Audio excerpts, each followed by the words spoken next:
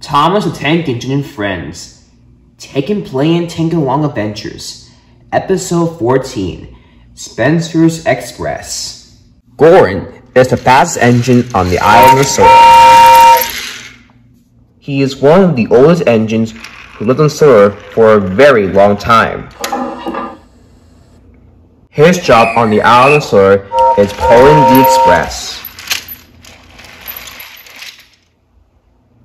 Goran loves pulling the express. It was his favorite job. But he doesn't much care with some of his other jobs, like pulling goods trains. In fact, Goran didn't enjoy it at all. He prefers pulling the express and wishes he could do it all the time. One night, the express was done for the day, and Goran arrived at the sheds for a rest. "Hello, Goran," said Thomas. "How's the express doing?" "It went pretty well, thank you," Goran replied proudly.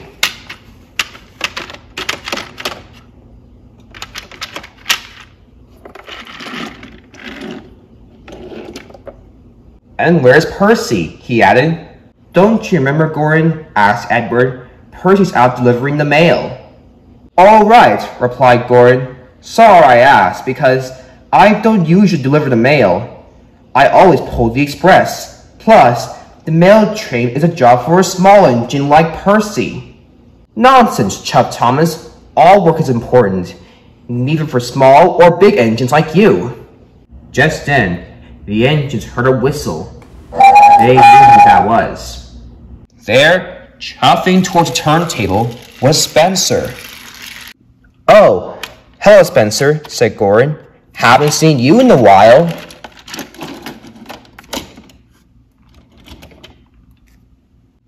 "Hello, esteemed team members," he said. "And you too, Goran. How have you all been?" "We're doing fine, Spencer," replied Henry. "Also, nice to see you got a leaky water tank fixed." "And have you learned to take out more water while doing your work?" asked Goran cheekily to Spencer. "Yes," replied Spencer crossly. "On my railway, my controller takes good care of me." "So Tom Had does too," James replied. "And you know, every railway needs a controller." "You're quite right, James," agreed Edward. "Every railway needs a controller to make sure engines are okay. Like us, here on the island of Sodor." "I think we should end this conversation now," said Thomas wearily. "Some of us need to get some sleep." "Little Thomas is right," agreed Spencer. "Important engines like me need to get their sleep." "Hey, we're important too, you know," snapped Emily. But Spencer was already asleep. The next day, Sir Tom had sent Spencer to take the express. Just then, Goran arrived. "Spencer," he fumed, "what are you doing with my express coaches?" "Sir Tom had sent me to take the express until my visit here is over," he replied. "Sir," asked Goran crossly, "how come you sent Spencer to take the express? That's my job." "Because," replied Sir Tom Hat, "Henry had broke down. So did Murdoch. Still be doing the goods work today." "Good luck, Goran," snickered Spencer as he puffed out of the station with the express. "Oh, the indignity," groaned Goran. "Now off you go, Goran," said Sir Tom Hat. "You don't want to be late." "Yes, sir," replied Goran, and he puffed away. As Goran arrived at Brendan Docks, Murdoch's goods train was waiting for him. "Oh, hello, Goran," said Porter. "What are you doing here? Aren't you supposed to be taking the express?" "Well, Sir Tom had sent Spencer to take the express, so now I'm stuck doing dirty old goods work again," he replied crossly. "Cool your pistons, Goran," said Salty. "This goods train is fun to pull. By the way, all work is important, especially goods work." "And what's wrong with goods trains?" asked Porter. "It's beneath me," Goran replied. Salty and Porter were confused. "What do you mean it's beneath you?" asked Salty.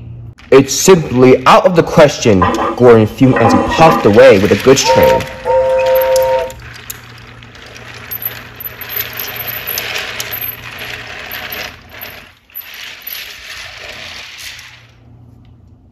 As Gordon stopped by the airport,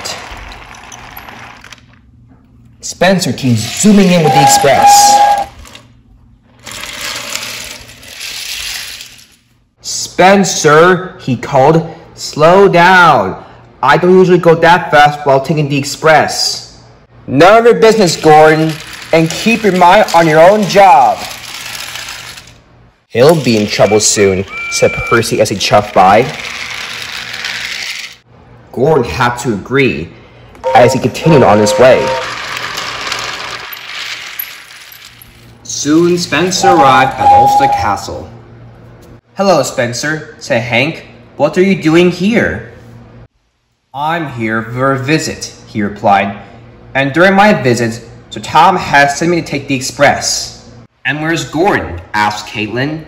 "Gordon usually takes the express." "Sir Tom has sent Gordon to do some dirty goods work," he replied snootily. "Until my visit here is over, I'll be taking the express all day, while Gordon, on the other hand, does some dirty goods work." "Have you ever pulled the express before?" asked Byron. "No, not really," he replied. "This is my first time." "And how did it go?" asked Stephen. "It went well, of course," he replied. "The passengers enjoyed their journeys, and they're really impressed with me." "Good for you then," smiled Connor. "And plus, your passengers wanted to say something to you." Spencer began to listen. "You're a great engine, Spencer," they said. And they began to say more kind things about Spencer. "And we should call this train Spencer's Express," one of the passengers finished. This made Spencer very proud and happy, and this made the other engines impressed. "Spencer's Express," remarked Hank. I like it." "We'll totally go with it," agreed Samson. "Now you'll excuse me," said Spencer proudly. "I need to go. Spencer Express coming through." "Good luck, Spencer," said Stephen as he reversed to clear the way for him. And Spencer continued on his way. Meanwhile, Gordon had finished with the goods work and arrived at the Knapford station. So Tom Howe was there too. "Gordon," he said, "I've got a very special job for you." Gordon was excited. "That means I'm back pulling the express again?" he asked. "No, Gordon," he replied. "It's working at the steamworks. There are plenty of engines that need repair, and Victor and Kevin can't do it on their own, so they need another engine to help them out." Gordon was very unhappy. "Oh, the indignity," he groaned as he chuffed away. At the steamworks, it was very busy. Plenty of engines needed to get repainted or fixed, and Victor and Kevin can't go on without more help. Just then Harvey arrived with the breakdown train and Toby, who got into an accident at the quarry, and he needed some major repairs. "Oh dear," groaned Victor. "Now I got another engine to fix." As Harvey left Toby at the steamworks, an unsatisfied Gordon came in. "I'm here to help out Victor," he said. "Gordon, thank goodness you're here. While I repair Arthur, Duck, and Fergus, you can repair Rosie, Toby, and Stephanie for me. And Gavin, you can help out either of us if we call you for help." "Oh yes, boss," said Kevin.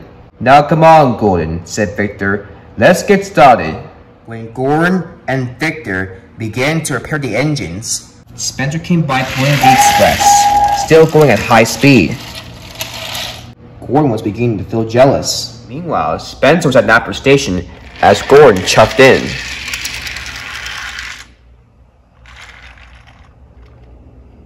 "Hello, Gordon. How was your day?" "Not too well, Spencer. so Tom has something to help Victor out at the steamworks. Well, I never knew imported engines can fix other engines, laughed Spencer.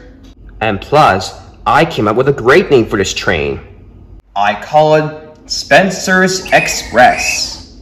Well, see you later, Gordon. Spencer's Express coming through. Gordon was speechless, so Tom asked him to work at the culling plant. And Gordon did not like it one bit. The coal dust was ruining his blue paint. Disgraceful, he fumed. Meanwhile, Spencer, on the other hand, was having more fun than Gordon, and was soon enjoying himself while pulling the heavy express. But soon, trouble arose. As he entered Burnham Docks, he smashed through some freight cars. Spencer tried to stop, but he couldn't. He was diverted onto a siding and crashed into the ocean. Luckily, no one had been hurt. His coach stayed on the rails, but Spencer was sunk. "Spencer, look what you did," cried Salty. Just then, Harold flew by and saw the accident, and immediately went for help. Timothy arrived at the breakdown train. Then Gordon arrived too, to take the passengers back to Knapford Station. "Well, Spencer," he chortled, "I never knew imported engines like you can go swimming." But Spencer did not reply. He felt very silly. As the accident was cleaned up, Gordon pulled the coaches back to Knapford Station.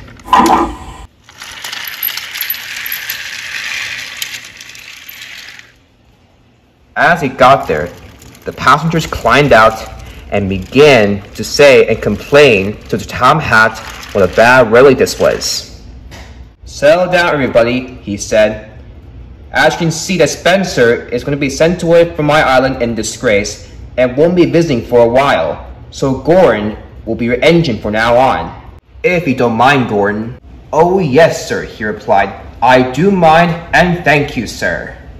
The next day, Gordon arrived at Burnham Docks, and the passengers were happy to have Gordon back. Gordon saw Spencer in the barge not too far away. And then the barge rolled away into open sea. "Take good care, Spencer," he called, "and plus, stick to being a private engine than being an express engine." And Gordon puffed away, feeling very happy that Spencer won't be visiting for a while.